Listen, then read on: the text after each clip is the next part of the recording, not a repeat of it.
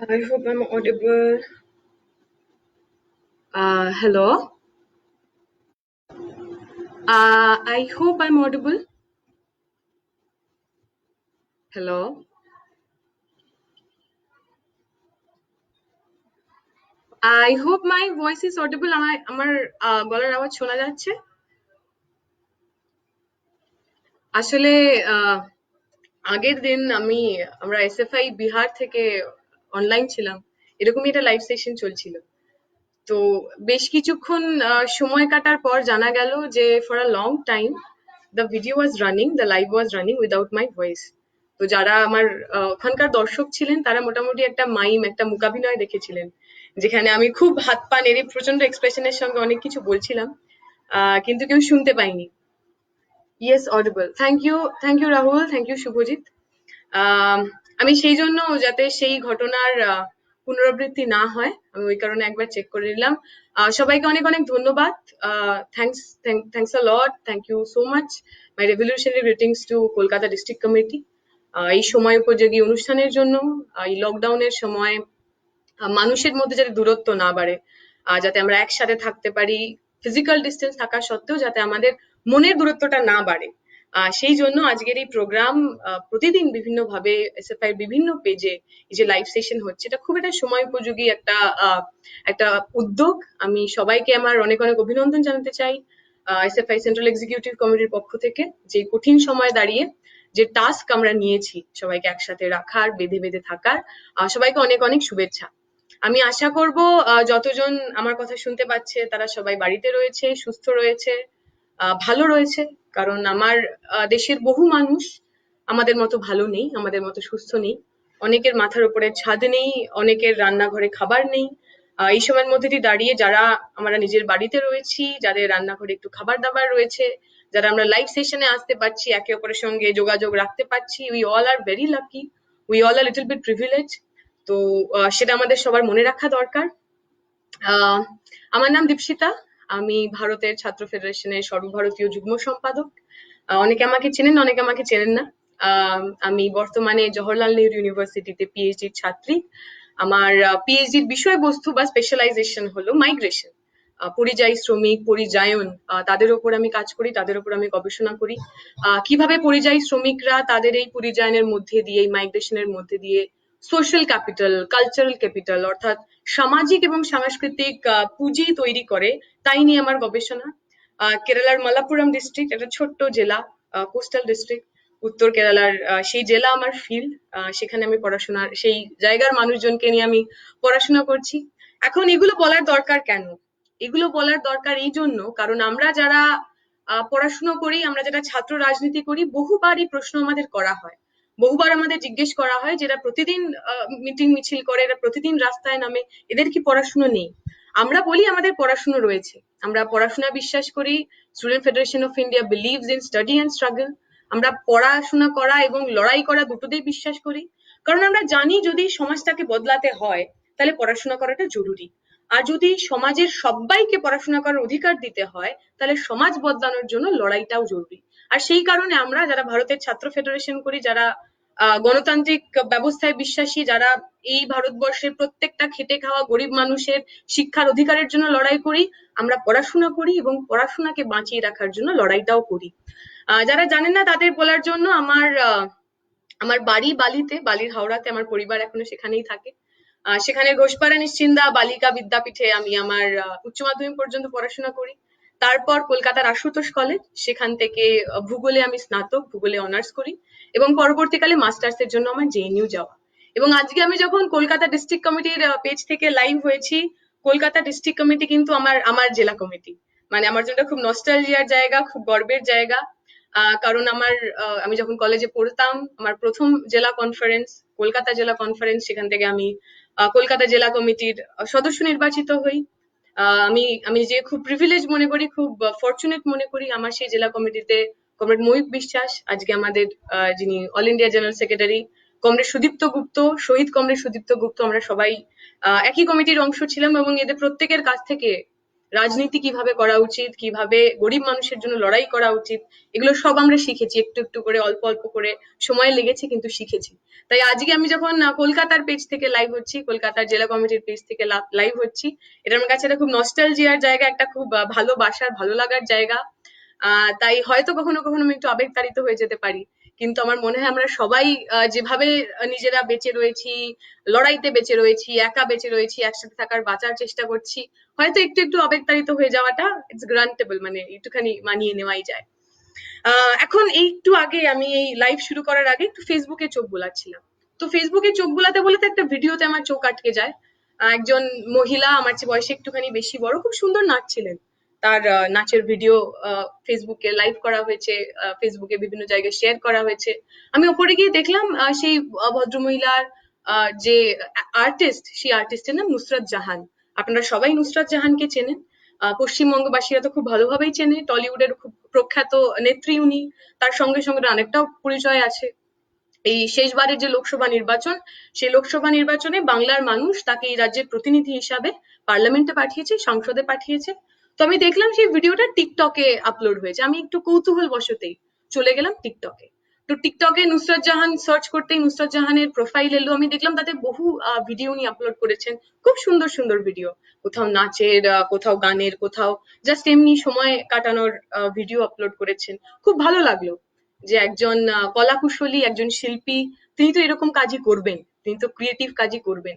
কিন্তু কোথাও যেন মনে হলো যে যেহেতু তিনি শুধুমাত্র কলাকুশলী নন, যেহেতু তিনি ওই সংবিধানের ওপর হাত দিয়ে এই শপথ নিয়েছিলেন যে এই ভারতবর্ষের যে গরিব মানুষ, উনি যে যে জায়গা থেকে নির্বাচিত হয়েছেন, যে কনস্টিটিউন্সি থেকে নির্বাচিত হয়েছেন, সেই মানুষের আওয়াজ উনি হবেন দিল্লিতে গিয়ে, কোথাও না কোথাও আমাদের হয়তো একটু এক্সপেকটেশন ছিল, একটু আশা ছিল যে ওই নাচ গান মজা হুল্লোড়ের মাঝে কোথাও হয়তো উনি একবার বলবেন যে ওনার কনস্টিটিউন্সিতে যে মানুষগুলো খাবার না পেয়ে রাস্তায় বসে রয়েছে, ওনার কনস্টিটিউন্সিতে যে মানুষগুলো, যে ভুখা পেটের মানুষগুলো খাবার চাইছিল বলে পুলিশের ডান্ডার বাড়ি খেতে হলো, আমার আশা ছিল, আমি আশা করেছিলাম এই কলাকুশলীর কাছ থেকে, এই এমপির কাছ থেকে হয়তো তাদের সম্পর্কেও তিনি বললেন। আমি দেখলাম আরেকজন এমপি মিমি চক্রবর্তী, যাদবপুর থেকে নির্বাচিত হয়েছেন। মিমি, নুসরাত দুজনেই খুব হার্ড ওয়ার্কিং, তারা ভীষণ ভালো অভিনেত্রী, এবং তারা খুব কম বয়সে পার্লামেন্টে গেছেন, বহু মানুষ তারা প্রশংসিত হয়েছেন। এবং আমি কোথাও কোথাও খুঁজছিলাম হয়তো কোথাও মিমির যখন যে পোস্ট গুলো দিয়েছে, যে ভিডিও গুলো আপলোড করেছে, হয়তো কোথাও সেখানে তিনি বলবেন যাদবপুরের যারা গরিব মানুষ তাদের জন্য মিমি চক্রবর্তী এমপি, নুসরাত জাহান এমপি তারা কিছু কিছু করেছে। কিন্তু আমরা দেখলাম এই জনপ্রতিনিধিরা যারা সাধারণ মানুষ নন, যাদের আমি আপনি ভোট দিয়ে পার্লামেন্টে পাঠাই, অ্যাসেম্বলিতে পাঠাই, অথবা হয়তো আমাদের লোকাল কাউন্সিলর বানাই, এই আশার সাথে, এই এই আবেগের সাথে যে আমার দুঃখের দিনে, আমার কষ্টের দিনে, আমার ট্যাক্সের টাকায় গাড়ি চড়া, আমার ট্যাক্সের টাকায় বাড়ি পাওয়া এই নেতা মন্ত্রীরা কোথাও না কোথাও আমাদের কথা ভাববে। আজকে এই ক্রাইসিসের সময়, আজকে যখন করোনার কারণে আমার ভারতবর্ষে, আমার পশ্চিমবঙ্গের বহু মানুষ না খেতে পেয়ে মারা যাচ্ছে, আজকে যখন আমার পশ্চিমবঙ্গের বহু মানুষ, তারা যারা মজদুরি করতে গেছেন ভারতের বিভিন্ন প্রান্তে আটকে রয়েছেন, খুব কষ্ট লাগলো, খুব অসহায় মনে হলো নিজেদের, যখন এই এমপি এমএলএ রা বহু লাখ লাখ ভোট পেয়ে সবুজ আবির মেখে পার্লামেন্টে প্রবেশ করা এমপিরা যখন আমাদের সম্পর্কে, গরিব মানুষের সম্পর্কে একদম উদাসীনতা দেখালেন। আমার মনে পড়ে যাচ্ছে আজকে সকালবেলা আমি একটা ফোন পেলাম। যিনি ফোন করলেন ওপার থেকে তার নাম ধ্রুবজ্যোতি সাহা, তিনি মুর্শিদাবাদের প্রাক্তন এসএফআই নেতা। সে ফোন করে বলল যে তার জেলার প্রায় 20 জন মানুষ তারা আটকা পড়ে আছেন দিল্লিতে, তাদের খাবার দাবার নেই, কিছু খাবার জোগাড় করা দেয়। আমরা সঙ্গে সঙ্গে ফোন করলাম দিল্লির কমরেডদের, সিআইটিউর কমরেডদের, তারা আশ্বাস দিলেন জোগাড় হয়ে যাবে। তার কিছুক্ষণ পরে ফোন এলো ঋতুপর্ণাদি, উত্তর 24 পরগনা জেলার ঋতুপর্ণাদি, আপনারা সবাই চেনেন। ঋতুপর্ণাদি ফোন করে বললো তার জেলারও একই অবস্থা, স্বরূপনগরের কিছু মানুষ আটকা পড়ে আছেন দিল্লিতে, খাবার নেই, জল নেই, তারা থাকতে পারছেন না, যদি আমরা কিছু সাহায্য করতে পারি। প্রতিদিন প্রতিনিয়ত এরকম খবর আসে আমাদের কাছে। রাকিব, সুন্দরবনের ছেলে, দিল্লিতে রয়েছে, সে ফোন করে জানালো তার এক বন্ধু মহারাষ্ট্রে আটকে পড়ে রয়েছে, খাবার নেই, রমজান মাস শুরু হচ্ছে, সে একটু আরতি জানিয়েছে, আকুলতার সাথে সে একটু খাবার চেয়েছে, একটু টাকা কড়ি চেয়েছে, যাতে বাড়ির লোকজনকে সে খেয়াল নিতে পারে। আমার মনে পড়ে গেল একটু আগে ওয়াসিফের মেসেজ এসছে, বীরভূমের ওয়াসিফ। ওয়াসিফও বলছে তার জেলার বিভিন্ন মানুষ যারা চেন্নাই আটকে রয়েছেন, খুব কষ্টের মধ্যে রয়েছেন, খুব অসুবিধার মধ্যে রয়েছেন, আমরা এসএফআই, আমরা ডিওয়াইএফআই, আমরা সিআইটিউ যদি তাদের একটু সাহায্য করতে পারি।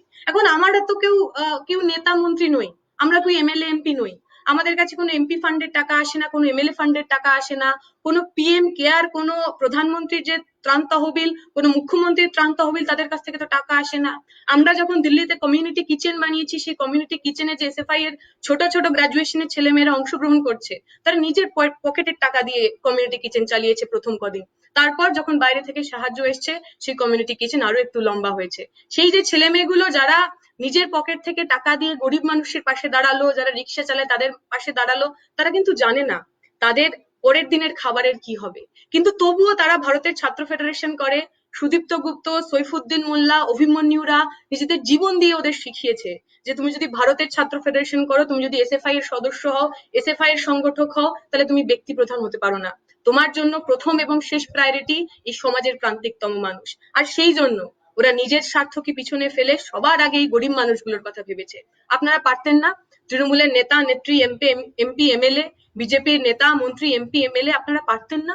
আমরা যদি আমাদের এইটুকুনি সীমিত ক্ষমতা নিয়েও এই ভারতবর্ষের আটকে পড়া বিভিন্ন মানুষের কাছে, পশ্চিমবঙ্গের মানুষের কাছে খাবার, জল, পোশাক আশাক, টাকা পয়সা পৌঁছে দিতে পারি, আপনারা পারেন না? আমরা বলছি, আমরা আপিল করছি, আমরা হাত জোর করে অনুরোধ করছি, যতজন আমার এই কথা শুনতে পারছেন, আপনি তৃণমূল হতে পারেন, বিজেপি হতে পারেন, এই সময়টা রাজনীতির নয়। আমরা ভারতের ছাত্র ফেডারেশন, আমরা ভলেন্টিয়ার করতে রাজি। আপনারা বলুন, আপনারা বলুন কিভাবে আমাদের সাহায্য চান আপনারা। আপনারা বলুন, আপনারা ত্রাণ দিচ্ছেন, পৌঁছে দিতে হবে চেন্নাইতে, পৌঁছে দিতে হবে ব্যাঙ্গালোরে, আমরা পৌঁছে দেব। আপনারা বলুন, আপনারা ব্যবস্থা করবেন তাদের ফিরে আসার, তাদের থাকা খাওয়ার দায়িত্ব নেবে আপনাদের সরকার। আমরা ভারতের ছাত্র ফেডারেশন যেখানে যেভাবে সম্ভব আপনাদের সাহায্য করব। আমরা তৈরি, আপনারা তৈরি? আমরা দেখলাম কিছুদিন আগে একটা ছবি, কালকে অথবা পরশু সম্ভবত, একজন এমপি, তার এমপির বউ, তিনি ছবি দিয়েছেন যে তিনি ফ্লাইটে করে ফিরছেন। পরবর্তীকালে অবশ্য তিনি একটি লাইভ ভিডিওতে এসে বলেছেন সেটা অনেক পুরনো ছবি, সেটা এখনকার ছবি নয়। আমি সে বিতর্কে যেতে চাইছি না। আমি শুধু এইটুকু প্রশ্ন ওনাকে করতে চাইছি, যখন আপনি দেখছেন আপনার রাজ্যের গরিব কৃষক, আপনার রাজ্যের গরিব মজদুর বিভিন্ন জায়গায় আটকা পড়ে আছে, তাদের বাড়ি ফেরার সুযোগ নেই, আপনার কি খুব দরকার ছিল? আপনার কি খুব দরকার ছিল এটা দেখানো, সবাইকে বলা যে আপনার সেই, আপনি এমনই একজন বিত্তবান মহিলা যিনি এই সময়ের মধ্যে দাঁড়িয়েও দিল্লি থেকে কলকাতায় ফিরে আসতে পারেন? আপনি একজন রাজনীতিবিদ হিসেবে, একজন রেসপন্সিবল রাজনীতিবিদ হিসেবে, একজন দায়িত্ববান রাজনীতিবিদ হিসেবে আমরা কি আপনার কাছ থেকে আরেকটু সহানুভূতি, আরেকটু সেন্সিবিলিটি আশা করতে পারি না? আমরা ভারতের ছাত্র ফেডারেশন বারবার আর্জি জানাচ্ছি, প্রধানমন্ত্রীর কাছে আর্জি জানাচ্ছি, মুখ্যমন্ত্রীর কাছে আর্জি জানাচ্ছি, আপনারা কথা বলুন, হাই লেভেল বৈঠক করুন। এখন অনেক উন্নত প্রযুক্তি হয়ে গেছে, ভিডিও কনফারেন্সিং করুন, ফোনে কথা বলুন, কিন্তু সিদ্ধান্তে আসুন। এই যে মানুষগুলো দিনের পর দিন, বছরের পর বছর, মাসের পর মাস, তাদেরকে আমরা ফেলে রাখতে পারবো না। তারা কিভাবে খাবে, তারা কিভাবে বাড়ি ফিরবে, তাদের পরনের পোশাক আছে কিনা খোঁজ নিন আপনারা। আপনারা জানেন রমজান মাস শুরু হচ্ছে, আমাদের বহু মানুষের কাছে যেরকম দুর্গাপুজো, যখন আমরা দুর্গাপুজো, যেহেতু আমি নিজে একজন প্রবাসী বাঙালি, আমি মানে কষ্টটা খুব বুঝি। যখন দুর্গাপুজোর সময় আমাকে দিল্লি থাকতে হয়েছে, যখন দুর্গাপুজোর সময় আমি কলকাতা আসতে পারিনি, প্রতিদিন প্রাণ ছটফট করতো, মনে হতো আর কিচ্ছু চাই না, ওই বাড়িতে গিয়ে বাড়ির উঠোনে মা বাবাকে দেখতে পারবো, বাড়ির লোকজনকে দেখতে পারবো, সবার আনন্দ মুখরিত মুখগুলো দেখতে পারবো, এটাই তো উৎসব। সেটা রমজান হোক, সেটা দুর্গাপুজো হোক, সেটা ক্রিসমাস হোক, উৎসব মানে তো আমাদের কাছে মানুষের সাথে মানুষের মিলন। উৎসব মানে তো আমাদের কাছে পরিবার কাছে ফিরে যাওয়া, একটা নিশ্চিন্তে থাকা।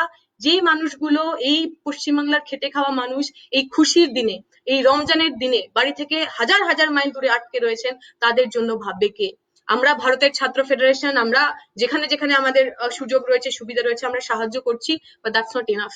আমরা বহুদিন ধরে এদেরকে সাস্টেন করতে পারবো না। কেরালা গভর্নমেন্ট চেষ্টা করছে, তারা বিভিন্ন ধরনের প্রকল্প তৈরি করেছে, তারা বলছেন এরা মাইগ্রেন্ট ওয়ার্কার, তারা বলছেন এরা আমাদের গেস্ট ওয়ার্কার, এরা আমাদের অতিথি কর্মচারী, তাদের জন্য তারা কোথাও ক্যারাম বোর্ড কিনে দিচ্ছেন, কোথাও তাদের মোবাইল রিচার্জ করে দিচ্ছেন, কিন্তু আমরা বলছি যে এগুলোও যথেষ্ট নয়।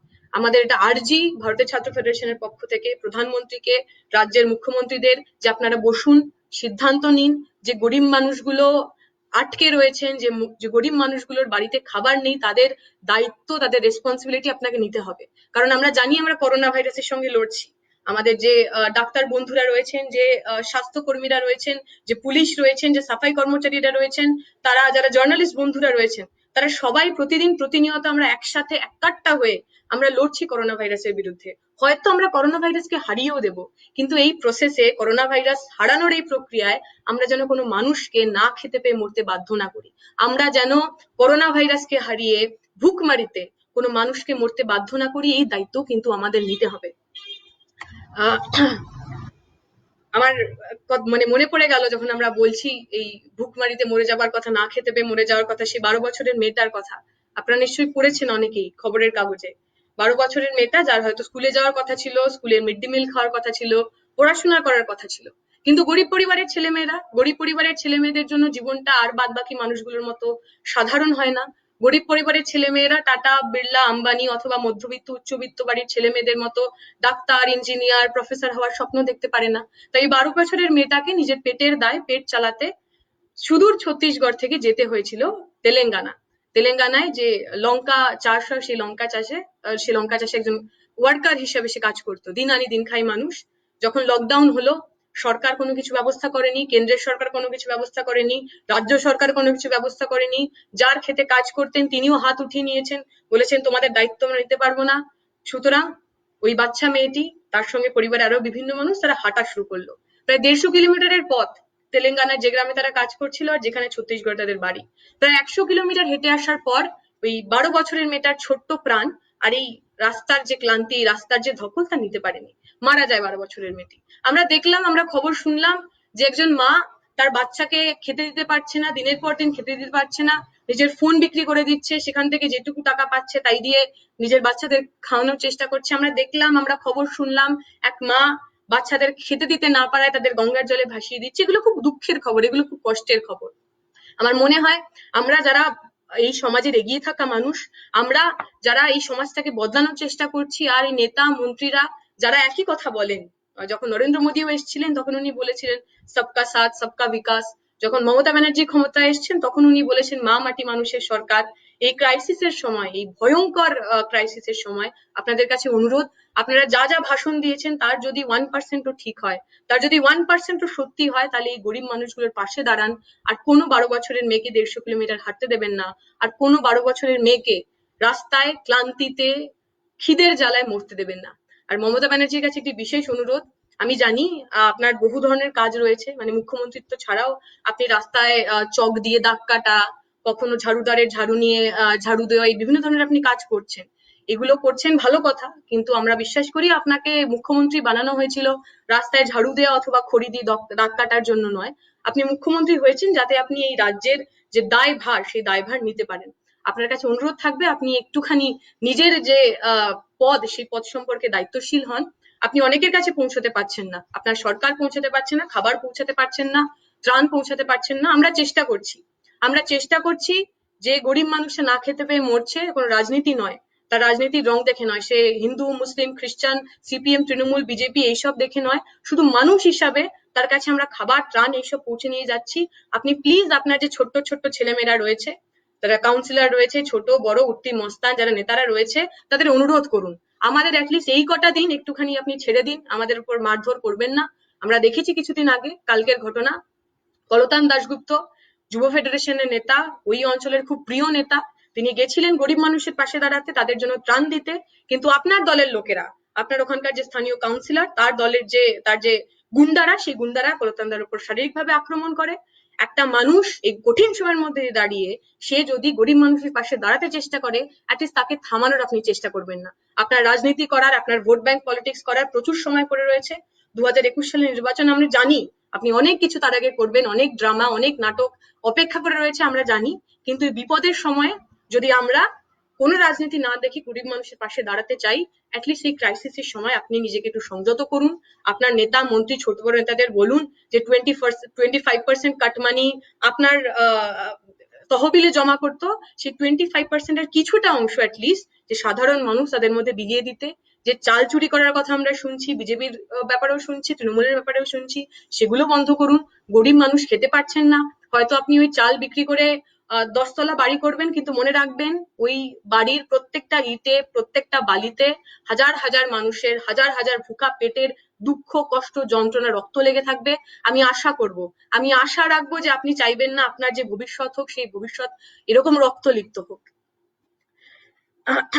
আমি আমার কথা অনেকটা লম্বা করব না, কারণ আমার মনে হয় আমি অলরেডি বেশ কিছুটা সময় বলে ফেলেছি। এরপরে আমরা কিছু কোয়েশ্চেন আনসার করতে পারি, আপনারা কিছু প্রশ্ন করতে পারেন, আমি সেই প্রশ্নের উত্তর দিতে পারি। তবে যে দুটো কথা না বললেই আজকের এই সময় দাঁড়িয়ে খুব ভুল হবে, আমি সেই কথাটা একটু বলতে চাই। আপনারা হয়তো জানেন না, কালকের ঘটনা আমরা দেখলাম অর্ণব গোস্বামী, যিনি একজন খুব রেপুটেটেড জার্নালিস্ট।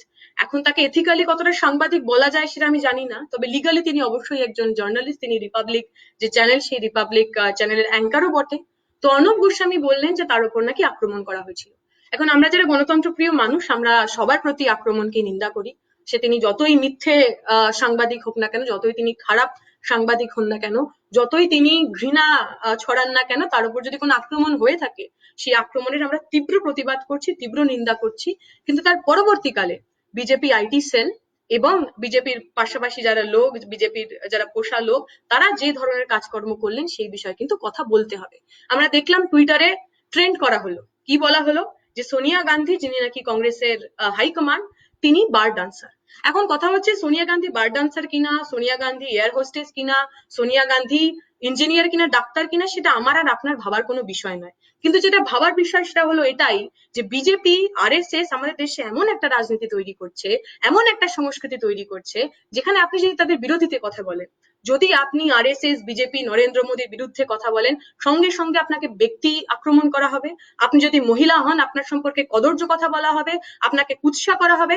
আমাদের মনে হয় না ভারতবর্ষের সংস্কৃতিটা হতে পারে। আপনি একদিকে বলবেন ভারত মাতা কি জয়, একদিকে আপনি বলবেন গরু আপনার মাতা, একদিকে আপনি বলবেন যে আপনার মহিলা এম্পাওয়ারমেন্ট আপনি করছেন, মহিলা সশক্তিকরণ আপনারা করছেন, মহিলাদের আপনারা এম্পাওয়ার করছেন। আর ঠিক একই সময় যখনই কেউ আপনার বিরুদ্ধে কথা বলবে, যখনই কেউ আপনাকে প্রশ্ন করবে, সঙ্গে সঙ্গে তার প্রতি ব্যক্তিগত কুৎসা, তার প্রতি জেন্ডার্ড অ্যাবিউজ, এগুলো আপনারা করবেন, এটা কিন্তু আমরা মানতে পারি না। কারণ যতই এরা মুখে বড় বড় কথা বলুক না কেন, যতই আরএসএস বিজেপি মুখে 10 বার জয় জয় জয় জয় জয় জয় মাতা, ভারত মাতা, অমুক মাতা, তমুক মাতা বলুন না কেন, আসলে কিন্তু এদের যে লয়ালিটি, সেই লয়ালিটি ওই পুরনো মনুস্মৃতিতে বাঁধা আছে।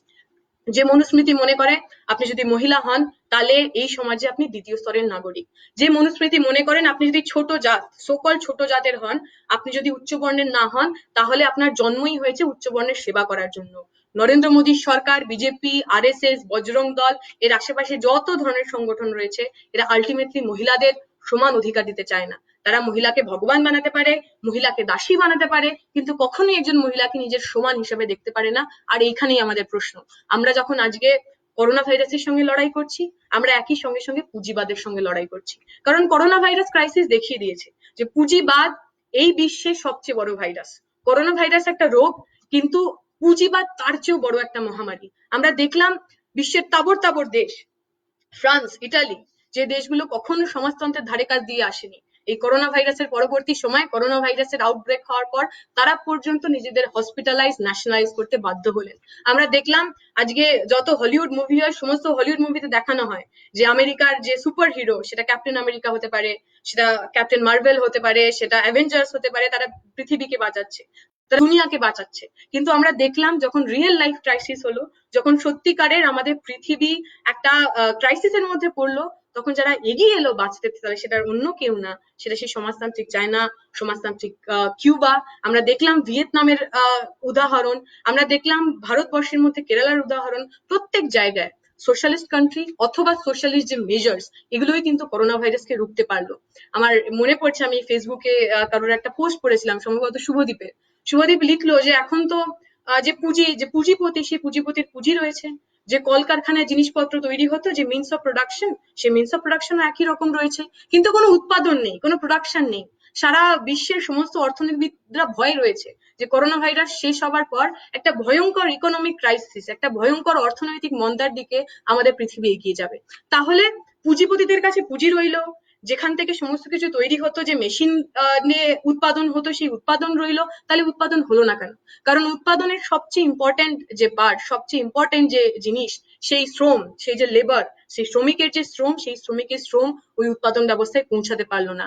এই করোনা ক্রাইসিস আবার এটা প্রমাণ করলো যে সমস্ত যে অর্থনৈতিক ব্যবস্থা আপনি যা কিছু আজকে দেখছেন, এই পৃথিবী চলছে তার কারণ এই পৃথিবীর বেশিরভাগ মানুষ, তারা খেটে খাওয়া মানুষ। এই পৃথিবীর বেশিরভাগ খেটে খাওয়া মানুষের শ্রম রক্তে দাঁড়িয়ে পুঁজিপতিরা নিজেদের মুনাফা কামায়, বড় লোকরা বড় লোক আরো বড় লোক হয়ে যায়, আর শ্রমিক শ্রেণী, খেটে খাওয়া মানুষ, ওয়ার্কিং ক্লাস, তার শ্রম দিয়ে, তার রক্ত দিয়ে ওই মুনাফা বানায়। পুঁজিবাদ যে একেবারেই সর্বনাশা, পুঁজিবাদের মধ্যে দিয়ে যে কখনোই আমরা ভালো একটা সমাজ, একটা বেটার পৃথিবী গড়ে তুলতে পারবো না, এই করোনা ভাইরাস তা প্রমাণ করে গেছে। আর আমরা যখন আজকে করোনা ভাইরাসের বিরুদ্ধে লড়বো, আমরা পুঁজিবাদের বিরুদ্ধে লড়বো, আমরা প্রতিদিন প্রতিনিয়ত এই যে সেক্সিজম, এই যে জেন্ডার অ্যাবিউজ, এই যে পেট্রিয়ার্কি, এই যে পিতৃতন্ত্র, এই যে পুরুষতন্ত্র, এই যে জাতিবাদ, এর বিরুদ্ধেও লড়বো। আমি যখন বলছি যে বিজেপি এবং আরএসএস একটা ভীষণ পিতৃতান্ত্রিক সংস্থা, আমি শুধুমাত্র বিজেপি, তৃণমূল অথবা অন্য কোনো পার্টির কথা বলছি না। আমি বলছি আমরা যারা আপাত দৃষ্টিতে অনেকটা প্রোগ্রেসিভ, আমরা যারা আপাত দৃষ্টিতে অনেকটা লিবারাল, অনেকটা লেফট এবং সমস্ত ভালো ভালো জিনিস যারা আমাদের নিজেদের সম্পর্কে বলি, আমাদেরও কোথাও না কোথাও সেলফ রিয়েলাইজেশন দরকার। আমি যখন বলছি যে পিতৃতন্ত্র একটা ব্যবস্থা, আমরা কিন্তু সবাই সেটার পার্ট।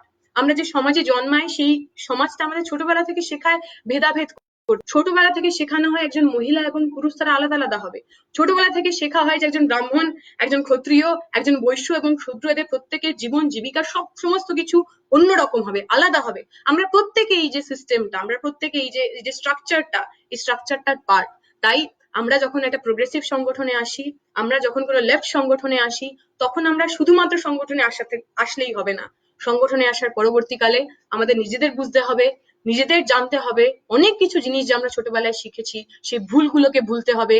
অনেক কিছু জিনিস যা আমাদের ছোটবেলা থেকে ঠিক বলা হয় সেগুলো যে ভুল, সেগুলো জানতে হবে। যারা আমার কথা যারা শুনতে পাচ্ছে, আমি সবাইকে এই কথাটা বলতে চাই, আমরা যারা বাড়িতে রয়েছি, একটু সময় রয়েছে, আমরা রিলিফের কাজ করব, সংগঠনের বাদবাকি যা কাজ আছে সমস্ত কিছু করব, বাট একই সঙ্গে সঙ্গে আমরা পড়াশোনাও করব।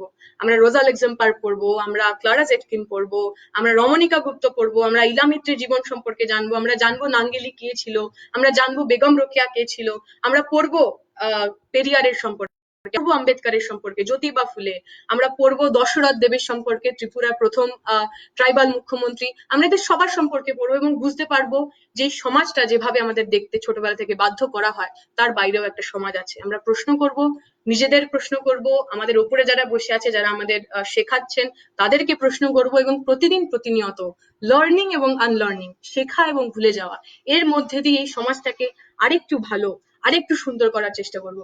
আমি আমার এই মনোলগ দীর্ঘায়িত করব না। যদি কোনো প্রশ্ন থাকে সেই প্রশ্নগুলোর উত্তর আমরা করতে পারি, এবং যদি আপনাদের অন্য কোনো অনুরোধ থাকে সেই বিষয়ে আমরা কথা বলতে পারি। আপনাদের অনেক অনেক শুভেচ্ছা। আপনারা ভালো থাকবেন, সুস্থ থাকবেন।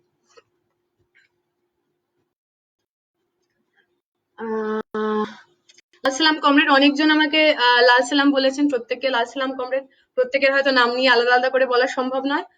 আপনাদের সবাইকে সংগ্রামী অভিনন্দন। আমি জানি আপনারা লড়াইতে রয়েছেন, সংগ্রামে রয়েছেন, এই কষ্টের দিনে, এই দুঃখের দিনে মানুষের পাশে রয়েছেন।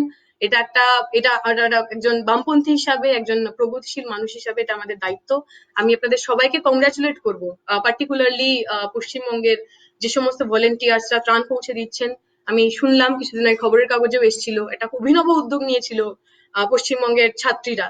তারা যেসব মহিলারা এই সময় লকডাউনের কারণে বাইরে বেরোতে পারছেন না, তাদের বাড়িতে স্যানিটারি ন্যাপকিন পৌঁছে দেওয়ার তারা প্রচেষ্টা নিয়েছেন, এবং এটা ভীষণভাবে অ্যাপ্রিসিয়েটেড হয়েছে। বিভিন্ন ন্যাশনাল যে নিউজ পোর্টাল রয়েছে তারা পর্যন্ত এটা কভার করেছে।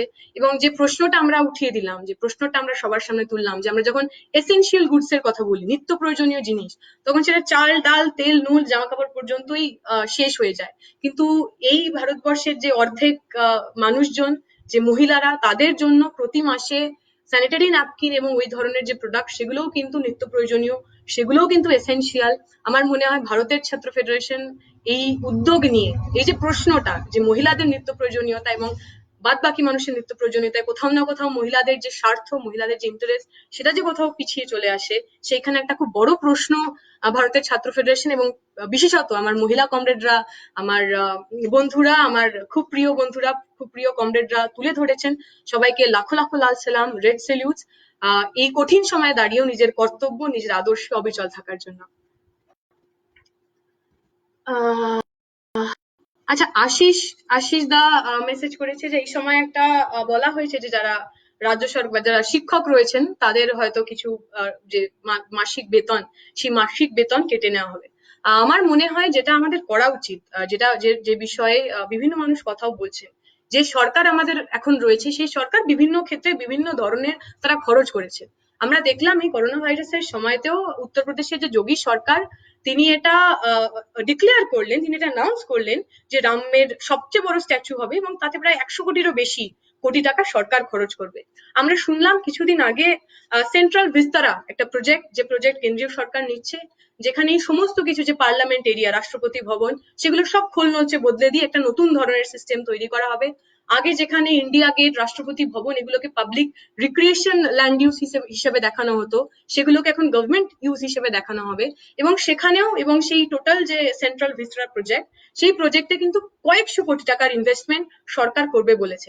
আমরা জানি এই সরকার একটা বুলেট ট্রেনের কথা বলেছিল, যে বুলেট ট্রেন এখনো পর্যন্ত সাকসেসফুল নয়, সেখানেও সরকার প্রচুর টাকা ইনভেস্ট করার কথা বলেছে। আমরা বলছি অলরেডি মানুষ কষ্টে রয়েছেন, অলরেডি মানুষ অভাব অনটনের মধ্যে রয়েছেন, যে মানুষগুলোর চাকরি রয়েছে তাদের যে মাইনে, সেই মাইনে কম না করে আপনারা বরং এই যে ফালতু যে খরচ, এই যে একেবারেই অযাচিত, একেবারেই অপ্রয়োজনীয় এই যে প্রজেক্ট, সেন্ট্রাল ভিস্তারা হোক কিংবা এই যে বুলেট ট্রেন হোক, অথবা উত্তরপ্রদেশে যে রাম স্ট্যাচু, বিশ্বের সবচেয়ে বড় রাম স্ট্যাচু বানানোর যে প্রক্রিয়া, এইগুলো থেকে আপনারা যে ফান্ড, সেই ফান্ড ট্রান্সফার করুন গরিব মানুষের জন্য, খেটে খাওয়া মানুষের জন্য, যে মানুষের কাছে এখনো খাবার দাবার নেই, যে মানুষ আটকে রয়েছে, তাদের কাছে পৌঁছে যান। কারণ যে মানুষ চাকরি করে ঘরের কিছু টাকা নিয়ে আসছেন, এরকমও নন যে তিনি খুব লাখপতি কোটিপতি, এরকমও নন যে তার কাছে প্রচুর এক্সট্রা অর্থ আছে। আপনি যত টাকা মাইনে দেন তার থেকেই তিনি অনেক কষ্টে হিসেব নিকেশ করে নিজের সরকার চালান। সুতরাং এই যে বোঝা, যে অর্থনৈতিক ক্রাইসিস বা যে অর্থনৈতিক মন্দার মধ্যে আমরা যাব, তার বোঝা সাধারণ মানুষ মধ্যবিত্তের ঘাড়ে না চাপিয়ে সরকারি যে উল্টোপাল্টা খরচ, সরকারি যে অযাচিত অপ্রয়োজনীয় খরচ, সেই অপ্রয়োজনীয় খরচ কমান এবং সেই টাকা দিয়ে গরিব মানুষের সঙ্গে দাঁড়ান, খেটে খাওয়া মানুষের সঙ্গে দাঁড়ান। আপনারা তো বলেন যে আপনারা দেশপ্রেমী, আপনারা ভারতকে ভালোবাসেন। তো ভারতকে ভালোবাসার জন্য যেটা প্রাইমারি শর্ত, যেটা প্রাথমিক শর্ত, সেটা হচ্ছে ভারতের মানুষকে ভালোবাসার। এই কঠিন সময়ে ভারতের মানুষের পেটে খাবার দিন। আমি বিশ্বাস করুন আপনার ভারত মাতা এতে সবচেয়ে বেশি খুশি হবে।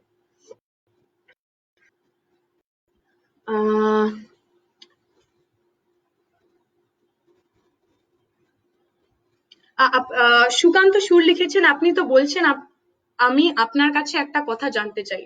আপনার দল মুখ্যমন্ত্রী ত্রাণ তহবিলে সরাসরি দান না করতে বলে নিজের দলের নামে অ্যাকাউন্ট খুলে তাতে দান দিতে বললেন কেন? আপনি হয়তো জানেন না, মানে আমি আপনাকে দোষ দেব না। আপনার দল ভাবে শুধু করতে গেলে, আচ্ছা, আমি আপনাকে দোষ দেব না, আপনি হয়তো একটু ইল ইনফর্ম, আপনি হয়তো পুরো ঘটনাটা জানেন না। আমাদের যতজন এমএলএ এবং এমপি ছিলেন, তারা প্রত্যেকে নিজের যে এমপি ভাতা, সেই এমপি ভাতার বেশিরভাগটা অংশ, কোথাও কোথাও পুরোটাই পর্যন্ত, যে যে রেসপেক্টিভ স্টেট রয়েছে, সেই রেসপেক্টিভ স্টেট গভর্নমেন্টের যে রিলিফ ফান্ড, সেই রিলিফ ফান্ডে দিয়েছে। আপনি হয়তো জানেন না, আমাদের রাজস্থানের যিনি এমএলএ, আজকেই খবর এসেছে, বলবন পুনিয়া, সেই বলবন পুনিয়ার কোনো সঞ্চয় নেই। বলবন পুনিয়ার যে হাতের আংটি, যে হাতের আংটি একটা মাত্র সোনার আংটি তার সম্বল ছিল, সেই সোনার আংটি তিনি রাজস্থানের যে মুখ্যমন্ত্রী রিলিফ ফান্ড, সেই রিলিফ ফান্ডে জমা করেছেন। আপনি হয়তো জানেন না, হিমাচল প্রদেশে আমাদের একমাত্র এমএলএ, সেই একমাত্র এমএলএ, তিনি কিছুদিন আগে ধর্ণা দিয়েছিলেন। তিনি নিজের যে সমস্ত টাকা, উনি এমএলএ হিসেবে যত টাকা পান, সেই সমস্ত টাকা মুখ্যমন্ত্রী রিলিফ ফান্ডে দিয়েছেন, এবং তারপরে তিনি ধর্ণা দিচ্ছিলেন। শীতের দিনে রাকেশ সিংহা তিনি দাঁড়িয়েছিলেন, তিনি ঘন্টার পর ঘন্টা ডিএম অফিসের সামনে বসেছিলেন, কারণ তিনি সুনিশ্চিত করতে চেয়েছিলেন যে মানুষগুলোর কাছে টাকা নেই, যে মানুষগুলোর কাছে খাবার নেই, সে মানুষগুলোর কাছে খাবার পৌঁছে যাক।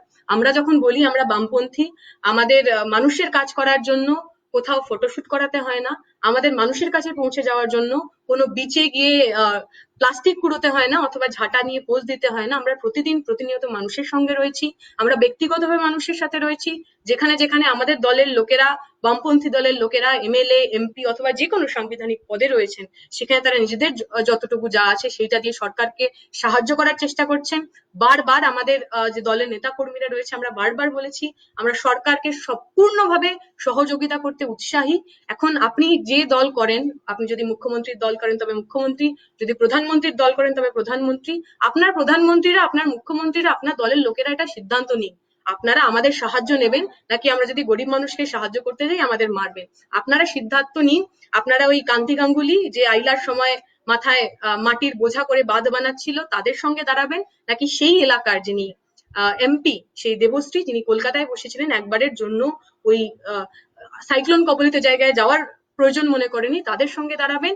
এই ডিসিশনটা, এই সিদ্ধান্তটা নেওয়া আপনার উচিত। এই সিদ্ধান্ত নেওয়ার যে প্রক্রিয়া, সেটা আমি আপনার উপর ছেড়ে দিলাম।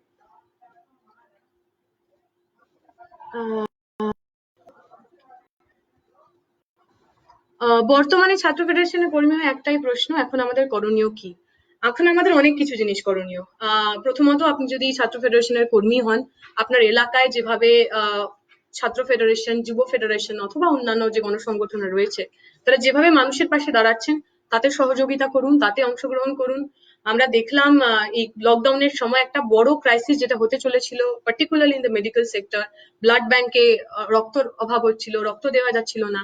সুদীপ্ত গুপ্তর শহীদ দিবসে বিভিন্ন জায়গায় ভারতের ফেডারেশন রক্তদান উৎসব করলেন। আপনি যদি ব্যক্তিগতভাবে চান তাহলে ব্যক্তিগতভাবে রক্ত দিন। রক্তের যোগান একটা বড় ধরনের সমস্যা হতে চলেছে আগামী দিনে। আপনি যদি এগুলোর মধ্যে কিচ্ছু না করতে চান, আপনি যদি মনে হয় অন্য কিছু করার মতো কোনো অবস্থা নেই, ঘরে বসুন, পড়াশুনো করুন, জানুন সারা পৃথিবীতে কোথায় কি হচ্ছে। আমরা কিছুদিন আগে একটা প্রোটেস্ট করেছিলাম, প্রোটেস্ট ফ্রম হোম, যেখানে যে ওয়ার্কার্সরা রয়েছেন, যে মাইগ্রেন্ট ওয়ার্কার্সরা রয়েছেন, তাদের দাবির জন্য আমরা নিজেদের বাড়ি থেকে কারুর ছাদে, কারুর ব্যালকনিতে, কারুর ঘরের সামনে দাঁড়িয়ে আমরা প্রোটেস্ট করেছি। সারা ভারতবর্ষ জুড়ে লাখো লাখো ছাত্রছাত্রীরা প্রোটেস্ট করেছে। এরকম অভিনব কিছু ভাবেন, অথবা যেরকম আমরা এখানে আজকে কনভারসেশন করছি, এরকম কনভারসেশনের কথা কিছু ভাবুন। কিন্তু সবচেয়ে ইম্পর্টেন্ট যেটা মনে রাখার, সেটা হচ্ছে আমরা যারা, আমাদের যাদের এটা ভাবতে হচ্ছে না যে আমার কালকে আমি কি খাবো, আমরা যাদের এটা ভাবতে হচ্ছে না যে আমার বাড়ি আমি কি করে পৌঁছাবো, আমরা যাদের এটা ভাবতে হচ্ছে না যে আমার পরিবারের সবাই অনেক দূরে রয়েছে, আমি একমাত্র মানুষ যে তাদের অর্থ উপার্জন করে দিই, আজকে আমার উপার্জন বন্ধ, আজকে আমার বাড়িতে কি খাবার হচ্ছে, তারা খেয়ে বেঁচে আছে কিনা, আমরা যাদের এই চিন্তাগুলো আপাতত নেই, আমরা প্রাথমিকভাবে নিজেদের প্রিভিলেজ সম্পর্কে অবগত হই, আমাদের কি কি আছে আর বেশিরভাগ মানুষের কি কি নেই সেই সম্পর্কে অবগত হই। এই সমাজটাকে আমরা যেভাবে এতদিন ধরে দেখতে শিখেছি, সেই সেই দেখার যে ভঙ্গিটা, সেই ভঙ্গিটাকে পরিবর্তন করি। আমরা জানি অনেকে এরকম রয়েছে যারা দিনে হয়তো 10 বার জয় ভীম স্লোগান দেন, 10 বার অর্ধেক আকাশ নারীর স্লোগান দেন, কিন্তু নিজের ব্যক্তিগত জীবনে যখন সেগুলো ইমপ্লিমেন্ট করার কথা হয়, অনেক সময় তারা পিছিয়ে আসেন। আমরা যারা বাড়িতে রয়েছি, যদি আপনি পুরুষ মানুষ হন তাহলে অবশ্যই বাড়ির যে মহিলারা রয়েছেন, যে মা রয়েছেন, যার জন্য কোনো লকডাউন নেই, যার জন্য কোনো আইসোলেশন নেই, যার প্রতিদিনের যে কাজকর্ম সেটা একদম একরকম রয়েছে, আমাদের যেরকম যারা বাইরে কাজ করেন, অথবা আমরা যারা ছাত্র ছাত্রী যারা স্কুল কলেজে পড়ি, আমাদের ভেকেশন থাকে, শনিবার থাকে, রবিবার থাকে, আমার মা বাবা, আমার বাড়ির যে মহিলা, তাদের সেই কাজটা থাকেন না। আপনি যখন এখন বাড়িতে রয়েছেন তাদের সাহায্য করুন, হাতে হাতে কাজ করার চেষ্টা করুন। কিছু কাজকে শুধুমাত্র মেয়েলি বলে, অথবা কিছু কাজ শুধুমাত্র মহিলাদের দায়িত্ব বলে তাদের ঘাড়ে ছেড়ে দেবেন না। আমার মনে হয় এটাও যদি আপনি ব্যক্তিগত জীবনে করতে পারেন, ব্যক্তিগত জীবনে শিখতে পারেন, এই আইসোলেশনের সময়, লকডাউনের সময়, এটাও অনেকটা বড় শেখা। কমরেড বাম ছাত্র আন্দোলন করতে গিয়ে শুধু সাধারণ ক্ষেত্রে আমরা দেখতে পাই যে দেশ জুড়ে কিভাবে ধর্মীয় সাম্প্রদায়িক রাজনীতি চলছে, এবং আমরা এই ধর্মের মাধ্যমে বিভাজনের পাশাপাশি আমরা দেখতে পেয়েছি যে বিজেপি হিন্দি হিন্দু হিন্দুস্তানের স্লোগান দিচ্ছে। তার অন্য তৃণমূল কংগ্রেস জয় বাংলা, এছাড়া আমরা বিভিন্ন ইংরেজি মিডিয়াম স্কুল দেখতে পাচ্ছি দ্বিতীয় ভাষা হিসেবে। খুব ভালো প্রশ্ন। আমি যদি জিস্ট বলি, সেই জিস্ট হচ্ছে আমরা যারা সাম্যে বিশ্বাস করি তারা এই ধর্মীয় ও ভাষাভিত্তিক বৈষম্যের বিরুদ্ধে কিভাবে এগিয়ে যাব, তাদের ভাবাবেগকে আঘাত না করে। আহ অনেক অনেক খুব ভালো প্রশ্ন করেছে। আমার মনে হয় এটা এটা আমি বলতে ভুলে গেছি। আমরা দেখলাম এই সময়ের মধ্যে দিয়ে দাঁড়িয়েও বিজেপি, যার প্রথম এবং প্রাথমিক এজেন্ডা ধর্মীয় মেরুকরণ, হিন্দি হিন্দু হিন্দুস্তান, হিন্দি মুসলমান ইত্যাদি মধ্যে দিয়ে রাজনীতি করা। আমরা দেখলাম পালঘাটের একটা ঘটনা ঘটলো, মহারাষ্ট্রের পালঘাট, যেখানে দুজন সাধু এবং যে সাধুরা যে গাড়িতে যাচ্ছিলেন সেই গাড়ির যে ড্রাইভার, তাদের খুব নৃশংসভাবে পিটিয়ে পিটিয়ে মারা হলো, যাকে আমরা মব লিঞ্চিং বলছি। এবং আমরা যেটা বারবার বলার চেষ্টা করছি, পালঘাটের ঘটনা প্রথম মব লিঞ্চিং এর ঘটনা নয়। আমার ভারতবর্ষে আখলাক হয়েছে, আমার ভারতবর্ষে জুনেদ হয়েছে, আমার ভারতবর্ষে পেহলু খান হয়েছে, আমার ভারতবর্ষে জুনেদ হয়েছে, তাবরেজ আনসারি হয়েছে। সমস্ত জায়গায় একজন মানুষকে শুধুমাত্র on the basis of suspicion, সন্দেহের বশে পিটিয়ে পিটিয়ে মারা হয়েছে। পুলিশ প্রশাসন কিছু করতে পারেনি। যারা অভিযুক্ত, তারা যখন সেই অভিযুক্তরা যখন জেল থেকে বাইরে এসছে, এই সময় যারা সরকারে রয়েছেন, বিজেপির নেতারা তাদের মালা পরিয়েছেন, তাদের হিন্দু বীর বলেছেন, কখনো গোরক্ষার নামে, কখনো বিফ খাচ্ছে এই বলে, কখনো লাভ জিহাদের নামে বহু মানুষের রক্ত এই ভারতবর্ষে একইভাবে ঝরেছে যেভাবে পালঘরের যে ওই হিন্দু দুজন সন্ন্যাসী তাদের ঝরেছে। এবং আমরা মনে করি এই যে মব লিঞ্চিং এর যে কালচার, শুধুমাত্র সন্দেহের বশে মানুষকে পিটিয়ে মেরে ফেলার, এবং এই বিশ্বাস যে মব লিঞ্চিং এর পরেও আমার কিছু হবে না, এই যে সংস্কৃতি, এই সংস্কৃতিটা একেবারেই বিজেপি আরএসএস এর আমদানি। আর তার নৃশংসতম রূপ আমরা দেখলাম পালঘাটে যা হলো, ভীষণ নিন্দনীয় ঘটনা। এবং আমরা বলছি এর যে দায়িত্ব, এর যে রেসপন্সিবিলিটি, সেটা সরকারকে নিতে হবে। সেটা কেন্দ্রের সরকারকে নিতে হবে, সেটা রাজ্যের সরকারকে নিতে হবে, এবং একই সঙ্গে বিজেপির আইটি সেল এটাকে যেভাবে ধর্মীয় মেরুকরণের একটা রং দেওয়ার চেষ্টা করলো, ওখানে যে কমিউনিটি, যে সম্প্রদায়ের লোকজন আহ আক্রমণ করেছিলেন তারা হিন্দু সম্প্রদায়, তারা সেই একই সম্প্রদায় যে সম্প্রদায়ের এই সাধুরা ছিল, সন্ন্যাসীরা ছিল। অথচ প্রথম যে অ্যাটলিস্ট 12 ঘন্টা, সেই 12 ঘন্টায় আমরা দেখলাম বিভিন্ন জায়গায় চললো যে জেহাদিরা হিন্দু সন্ন্যাসীকে পিটিয়ে মেরে ফেলেছে। আমরা দেখলাম কোচবিহার না উত্তরবঙ্গের একজন একজন ব্যক্তি, যিনি হিন্দু সংহতি মঞ্চের হোতা, তিনি ভয়ঙ্কর একটা জঘন্যতম একটি ভিডিও করলেন, এবং যাতে ডাক দেওয়া হলো যে যারা এই ধরনের কাজ করেছে, জেহাদিরা করেছে, তাদের বদলা নিতে হবে। এই করোনা ভাইরাসের সময় যখন সমস্ত ভারতবর্ষ এক হয়ে লড়াই করার চেষ্টা করছে, আমরা দেখছি বিজেপি কি করে ইভেন এই সময়ের মধ্যে দাঁড়িয়েও ধর্মীয় মেরুকরণের রাজনীতি করছে। আমরা বলছি এটা কঠিন সময়, ঠিক। আমরা এটাও মানছি যে নরেন্দ্র মোদীর যে সরকার, বিজেপির সরকার, এদের কাছে সমস্ত কিছু রয়েছে, এদের কাছে অস্ত্র রয়েছে, টাকা রয়েছে, এদের কাছে পুলিশ প্রশাসন সবকিছু রয়েছে, কিন্তু আমাদের কাছে মানুষ রয়েছে, আমাদের কাছে মানুষের বিশ্বাস রয়েছে, আমাদের মানুষের কাছে ফিরে যেতে হবে। করোনা ভাইরাস দেখিয়ে দিয়েছে, যখন ভাইরাস আসে তখন সে হিন্দু মুসলিম জাত পাত মহিলা পুরুষ কিচ্ছু দেখে না। পুঁজিবাদ দেখিয়ে দিয়েছে, যখন পুঁজিবাদ যখন আমাদের অর্থনৈতিক ব্যবস্থা কোলাপস করে, তখন সে হিন্দু মুসলিম জাত পাত এসব কিচ্ছু দেখে না। সুতরাং যদি আমাদের বেঁচে থাকার লড়াই করতে হয়, তাহলে হিন্দু মুসলিম এই সমস্ত ধরনের যে পরিচিতির যে রাজনীতি, সেই রাজনীতিকে পেরিয়ে গরিব মানুষের, খেটে খাওয়া মানুষের যে সংহতি, সেই সংহতিকে একসাথে করতে হবে। এখন এর বিপরীতে যখন নরেন্দ্র মোদীরা হিন্দি হিন্দু হিন্দুস্তানের কথা বলছেন, তখন আমাদের কাছে মমতা ব্যানার্জি রয়েছেন, যিনি জয় বাংলার স্লোগান দিচ্ছে। জয় বাংলাতে কোনো অসুবিধা নেই, কিন্তু জয় বাংলা বলে যা যা কাজ করা হচ্ছে, গর্গ চ্যাটার্জির মতো বিভিন্ন ধরনের লোকজন যেভাবে বাংলা ভাষাকে একটা সাম্প্রদায়িকতার রূপ দিতে চাইছেন, তা থেকেও কিন্তু আমাদের বাঁচতে হবে। আমরা দেখলাম, এটা খুব একটা ইন্টারেস্টিং জিনিস, আমি হয়তো একটু বেশি সময় নিচ্ছি কিন্তু আমি বলতে চাই, আমরা বারবার এই কথাটা বলি যে বাঙালির সংস্কৃতি ডেঞ্জারে রয়েছে, the culture of Bengalis are in danger. I completely agree with, but কার জন্য? আমরা যখন বলছি বাংলার সংস্কৃতি ক্রাইসিসের মধ্যে রয়েছে, তখন কিসের জন্য ক্রাইসিসের মধ্যে রয়েছে? আমরা দেখছি আমাদের চারপাশটা বদলে যাচ্ছে, আমাদের ছেলেমেয়েরা, আমাদের জেনারেশন, আমাদের পরবর্তী জেনারেশন বাংলা মিডিয়াম স্কুলে নিয়ে যাচ্ছে না। এখন এই বাংলা মিডিয়াম স্কুলে যারা নিয়ে যাচ্ছে না, সেই যে মা বাবারা, সেই মা বাবারা ঠিক কোন হিন্দি ভাষী মানুষদের দেখে ইনফ্লুয়েন্স হচ্ছে? আমরা দেখছি যখন আমাদের আগে যখন কোনো হিন্দু বিয়ে হতো বা যখন কোনো বাঙালি বিয়ে হতো, আমরা দেখতাম বিভিন্ন ধরনের রিচুয়াল হতো, গায়ে হলুদ হতো, তার পরবর্তীকালের বিয়ের যে সমস্ত রিচুয়াল হয়, যে সমস্ত প্রথা হয়, সেগুলো হতো। আমরা দেখলাম হঠাৎ করে বাঙালি বিয়ের একটা অঙ্গাঙ্গিক পার্ট হয়ে গেল মেহেন্দি, সঙ্গীত, যেগুলোকে আমরা কোথাও আগে কখনো আমাদের বাঙালির যে সংস্কৃতি দেখিনি। এখন গর্গ চ্যাটার্জির মতো লোকেরা বলছে হিন্দি ভাষী যে মানুষ, সেই হিন্দি ভাষী মানুষ, তারা যাদের টার্গেট করছেন, যাদেরকে ধমকাচ্ছেন, যাদেরকে চমকাচ্ছেন, সেই হিন্দি ভাষী মানুষ হচ্ছে মুটে, যারা যারা গরিব খেটে খাওয়া মানুষ, বিহার থেকে এসছেন, উত্তরপ্রদেশ থেকে এসছেন, কষ্ট করে এসছেন, এখানে কষ্ট করে খেটে মেহনত করে এদের পয়সা কামাচ্ছেন, তাদেরকে ধরপাকড় হচ্ছে, তাদেরকে চোখ রাঙানি হচ্ছে। অথচ আমরা এই যে সমস্ত কিছু, এই যে আমরা নিজের সংস্কৃতি ছেড়ে অন্যের সংস্কৃতি করছি, এটার কারণ তো ওই খেটে খাওয়া মানুষগুলো নয়। বিহার ইউপি থেকে আসা ভোজপুরিতে বা মৈথিলিতে কথা বলা মানুষগুলোর জন্য তো আমরা লেহেঙ্গা পরছি না, ওই মানুষগুলোকে দেখে তো আমরা সঙ্গীত করছি না, ওই মানুষগুলো দেখে তো আমরা মেহেন্দি করছি না। আমরা প্রতিদিন প্রতিনিয়ত টিভিতে যা দেখছি, স্টার প্লাসে যা দেখছি, জি নিউজে যা দেখছি, হিন্দি সিনেমায় আমরা যা দেখছি, আমরা তাদের মতন হওয়ার চেষ্টা করছি, আমরা ক্যাটরিনা ক্যাফের মতো হওয়ার চেষ্টা করছি। আপনি যদি বাংলা সিনেমা দেখেন, বাংলা গানে, বাংলার গান আর নেই, সেই বাংলা গানে অর্ধেক হিন্দি লাইন, অর্ধেক ইংরাজি শব্দ, যে ধরনের জামা কাপড় তারা পরছেন, তাদের বিয়ে যেভাবে হচ্ছে, সেখানেও এই সমস্ত কিছু ভীষণ রকম অনুকরণ। এই যে অনুকরণ প্রিয়তা, এই অনুকরণ প্রিয়তার কিন্তু যে কারণ, সেই কারণ ওই গরিব মানুষগুলো নয়। ইউপি বিহার থেকে আসা খেটে খাওয়া গরিব মানুষগুলোকে দেখে আপনি অনুকরণ করেননি, গরিব মানুষগুলোকে দেখে আপনি লেহেঙ্গা পরেননি, গরিব মানুষগুলোকে দেখে আপনি সঙ্গীত অথবা মেহেন্দি করেননি। আপনি টিভিতে যা দেখছেন, এই ভারতবর্ষের যে পুঁজিপতিরা, যারা পয়সাওয়ালারা, তারা টিভিতে আপনাকে যা দেখাচ্ছে, আপনি সেগুলোকে গিলছেন, আপনি তাদের মতো হওয়ার চেষ্টা করছেন। আপনি টিভিতে দেখছেন আম্বানির বিয়েতে লেহেঙ্গা পরে মেয়ে এসছে, শাহরুখ খান শেরওয়ানি পরে এসছে, আপনি শাহরুখ খানের মতো হওয়ার চেষ্টা করছেন, আপনি আম্বানির মেয়ের মতো হওয়ার চেষ্টা করছেন। আদানি আম্বানিরা যারা হতে পারে একটা নির্দিষ্ট সম্প্রদায় থেকে আসেন, তারা যে কালচার নিজের পুঁজিবাদের মধ্যে দিয়ে, নিজের অর্থের মধ্যে দিয়ে আপনার টিভিতে, আপনার ফোনে, আপনার হোয়াটসঅ্যাপে, আপনার টিকটকে ছড়িয়ে দিচ্ছে, আপনি তাকে অনুকরণ করছেন। আপনাকে যদি সত্যিকারের নিজের যে সংস্কৃতি, সেই সংস্কৃতি সংরক্ষণ করতে হয়, তাহলে আপনাকে নিজের সংস্কৃতিকে বাঁচানোর জন্য প্রথমে এই যে পুঁজিবাদ, এই যে আম্বানি আদানিরা যারা এই যে যে বাজার যে আমাদের ঠিক করে দিচ্ছে, আমরা কি পোশাক পরবো, আমরা কি খাবার খাবো, মাকে মাম্মি বলবো, বাবাকে ড্যাডি বলবো, এগুলোকে প্রশ্ন করতে শিখুন। আপনি এই যে স্ট্রাকচার, যে পরিকাঠামোর জন্য এই সমস্ত কিছু হচ্ছে, তাকে প্রশ্ন না করে গরিব মানুষ যারা হয়তো হিন্দিভাষী, তাদের উপর ধরপাকড় করে, তাদের উপর চোটপাট করে তো লাভ হবে না।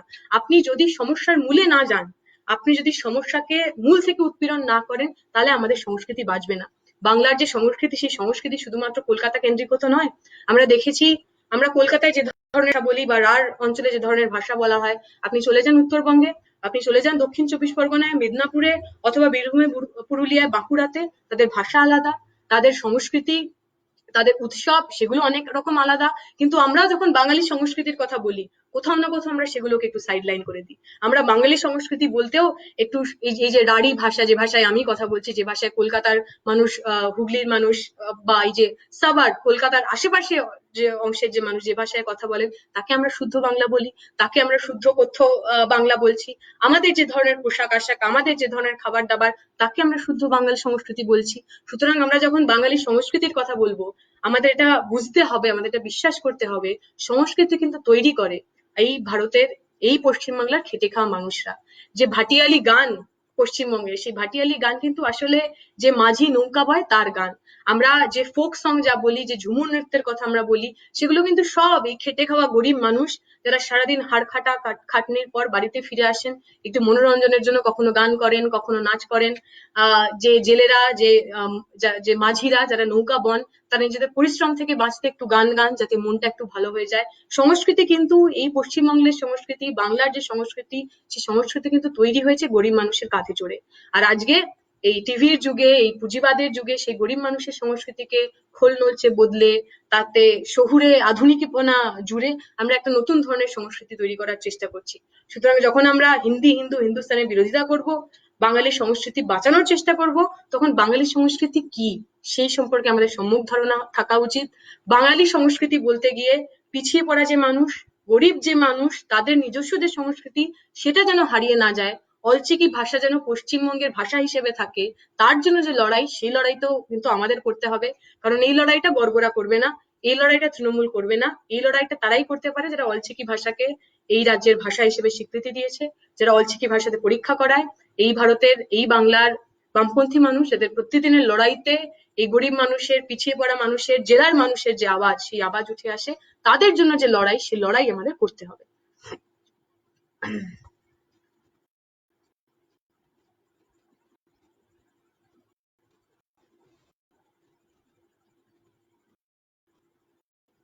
আমার মনে হয় প্রশ্ন ম্যাক্সিমাম আমরা, আচ্ছা, একটা খুব ইন্টারেস্টিং প্রশ্ন, আমি আমি এটা এটা হয়তো আমার শেষ অথবা লাস্ট, মানে শেষের আগের প্রশ্ন হতে চলেছে।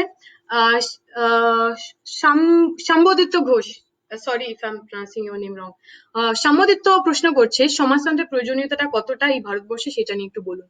ভারতবর্ষের শুধুমাত্র প্রয়োজন নয় সমাজতন্ত্র, আমার মনে হয়, যেটা আমি আগেও বলছিলাম, সারা বিশ্ব জুড়ে সমাজতন্ত্রের প্রয়োজনীয়তা।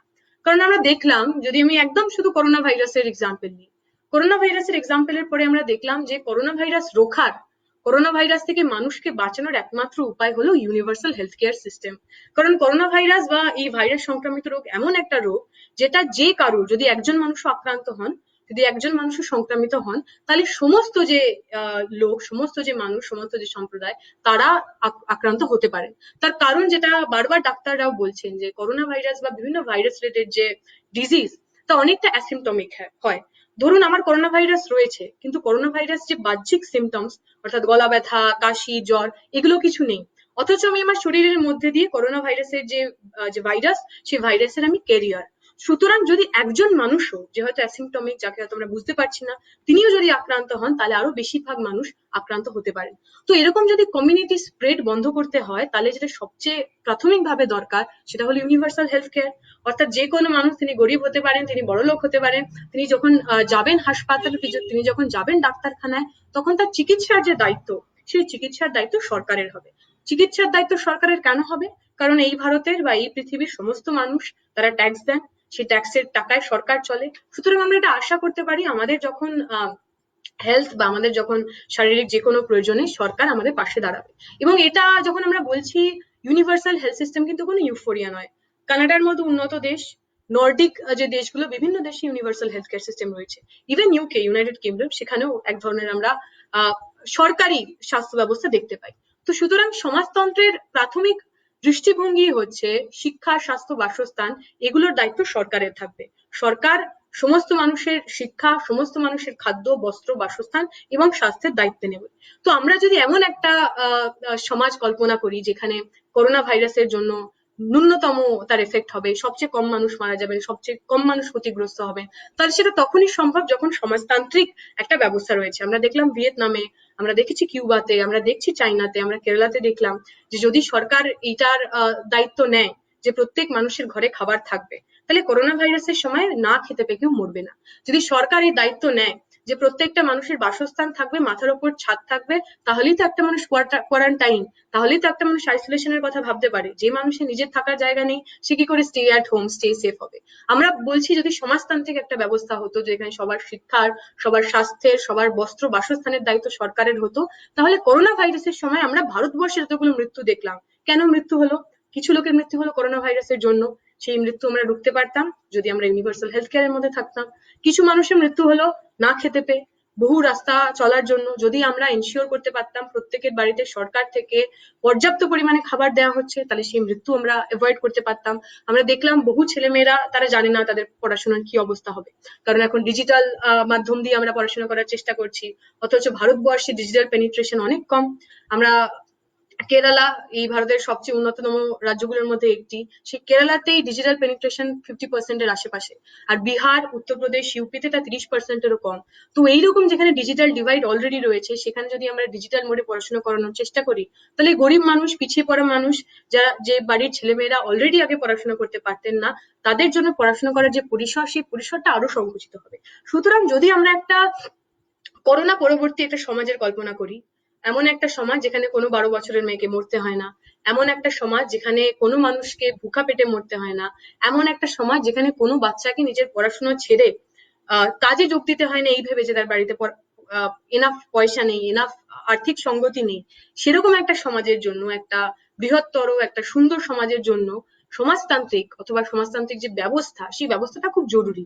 এবং আমার মনে হয় এই ক্রাইসিসটা কোথাও না কোথাও আমাদের চোখে আঙুল দিয়ে সেটা দেখিয়ে দিল যে যদি একটা দেশকে, একটা সমাজকে, একটা অর্থনৈতিক ব্যবস্থাকে এগিয়ে নিয়ে যেতে হয়, তাহলে সেটা তখনই সম্ভব যখন বেশিরভাগ মানুষ, যে বেশিরভাগ মানুষ শ্রমদান করেন, যে বেশিরভাগ মানুষ গরিব, যে বেশিরভাগ মানুষ অন্তজ পরিবার থেকে আসেন, তাদের দায়ভার, তাদের দায়িত্ব সরকার নেবে। এবং আমার মনে হয় সেটাই সমাজতন্ত্রের মূল মন্ত্র, সেটাই সমাজতন্ত্রের basic underline.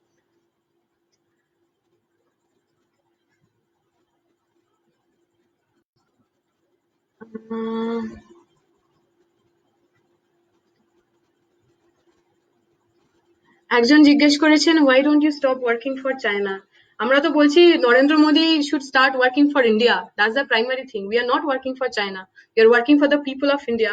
We are making sure that each and every person in this country are having food in whichever way possible, whatever food we have, whatever money we have, we are helping them out. We are not helping China. We are helping the people of India, because for us, India is not a map, but the people who lives in. It's my request to you, whoever you are, Goswami, Shubhendu, you please let know your Prime Minister, Mr. Narendra Modi, that this is high time he should start work for the countrymen who are living here, who have voted and made him the Prime Minister, because we have seen a very nice speeches by him, very nice PR by him, where he asked people to clap, people clapped, people even came down to streets, broke 144. He asked people to put light, people started fireworks, in some places for that firework, houses got burned. We understand that Narendra Modi is a very influential person. Many people in this country follow him, whatever he says. So it's my appeal to you. Please ask your Prime Minister, so that he can influence his followers also to work for the people of this country, to work for this India. I don't think a person like you, or a person who has been, not working for this country, has any moral right, has any moral high ground to lecture anyone else who are putting their day and night, morning to night, to stand by the people who are stand in different parts of country, to give us any lecture. If at all you're interested in, giving some shame to people, you definitely should talk to the people of BJP, Narendra Modi, and other people, and plead them, maybe request them to at least work for now for the people of India. Uh, এই সমস্ত প্রশ্নরা শেষ। সুতরাং আমি আর অনেকক্ষণ বলবো না, already আমি প্রায় 1 ঘন্টার মতো বলে ফেলেছি। 9টা 10টা বাজতে চলছে প্রায়, আপনাদের হয়তো অনেক কাজ হবে, আপনাদের রান্না করতে হবে, কাউকে খাবার বানাতে হবে, খাবার খেতে হবে। আমি আর আমার বক্তব্য দীর্ঘায়িত করবো না, আপনারা সবাই ভালো থাকুন, সবাই সুস্থ থাকুন, যেভাবে সম্ভব মানুষের পাশে দাঁড়ান, ত্রাণ নিয়ে সম্ভব হলে ত্রাণ নিয়ে দাঁড়ান, যদি মনে হয় আপনি গান গেয়ে মানুষের মন ভালো রাখতে পারছেন মানুষের জন্য গান গান, যদি মনে হয় বাড়িতে স্যানিটাইজার তৈরি করে মানুষকে দেবেন তা করুন, মাস্ক বানিয়ে লোককে দেবেন তা করুন, যদি আপনার মনে হয় আপনার আর্থিক সঙ্গতি রয়েছেন তাহলে যেভাবে আপনি সাহায্য করতে পারেন, সেটা সরকারি হতে পারে, সেটা আমাদের তরফ থেকে হতে পারে, সাহায্য করুন, মানুষের পাশে থাকেন, আর কষ্ট পাবেন না, দুঃখ পাবেন না। আমি জানি সময়টা খুব কঠিন, এই সময় অনেক মানুষের উৎসবের সময়, আমি জানি আপনার বাড়ি থেকে অনেক দূরে রয়েছেন, আমরা সবাই চেষ্টা করছি এবং আমি আশা করি আমরা সবাই খুব শিগগিরই এই ক্রাইসিস থেকে আমরা বেরিয়ে আসবো একটা সুন্দর সময়ের জন্য, একটা ভালো সময়ের জন্য, যেখানে কোনো পালঘর হবে না, যেখানে কোনো হিন্দু সন্ন্যাসী, কোনো তবরেজ আনসারি, কোনো আখলাকের মব লিঞ্চিং হবে না, যেখানে কোনো 12 বছরের মেয়ে না খেতে পেয়ে ক্লান্তিতে খিদে তেষ্টায় মারা যাবে না, যেখানে কোনো মাকে নিজের সন্তানকে খিদের তাড়নায় গঙ্গার জলে ভাসিয়ে দিতে হবে না, এমন একটা সমাজের জন্য আমরা সবাই একসাথে কাজ করব, পড়াশোনা করব, পড়াশোনা করার সঙ্গে সঙ্গে যাতে সবাই পড়াশোনা করতে পারে সেই অধিকারের জন্য লড়াই করব। আপনাদের প্রত্যেককে অনেক অনেক শুভেচ্ছা, অনেক অনেক ভালোবাসা, ভালো থাকবেন, ভালো রাখবেন। শুক্রিয়া, ইনকালাব জিন্দাবাদ।